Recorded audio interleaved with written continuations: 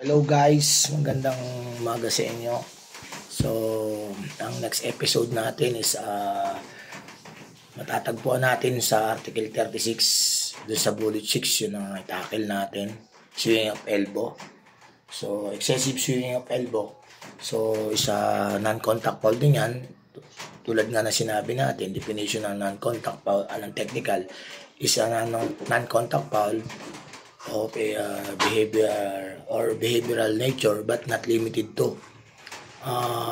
So kapag ganyan po yung ginawa ng isang player na may depensa, legal naman po yung depensa ng player, hindi po pinapasok yung cylinder ng may dala ng bola. So ang ginawa naman ng may dala ng bola, vertical siyang nagsiswing of excessive, more than 2. So kapag guys ganyan yung ginawa ng player na yan, pwede natin siyang technicalin, no, kasi pasok siya doon sa bullet number 6 ng Article 36 2.1, mga kapitos, no. So kapag kaya naman ay tumama o medyo pahaging, halos tamaan o tumama na nga dahil yung wala naman tama ng contact foul, pwede natin yung offensive, no.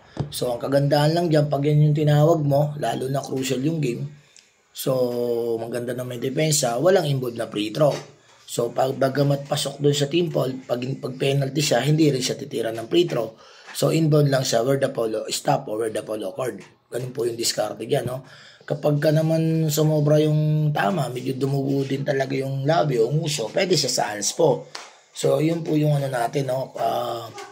From the lower pataas po yung ating hatol, no.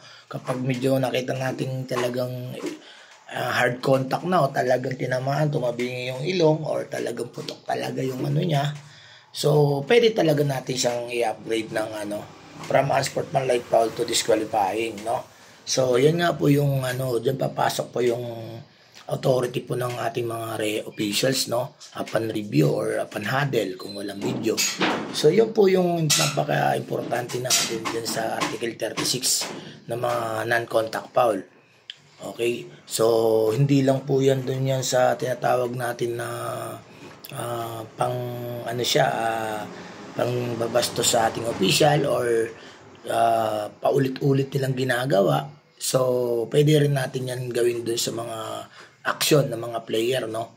Yun nga po yan tinatawag na but not limited to or behavioral siya, yung mga misconduct ng ating player. Pwede na rin yan i-apply kahit dun sa ating mga coaches o sa mga substitute. So lahat po yan pwede natin gawin, no, basta pasok po dun sa larong basketball. Okay guys, hope may nakakuha po kayong tip dun sa ating swing of elbow sa Article 36 2.1 bullet number 6. Okay, bye bye and God bless you all.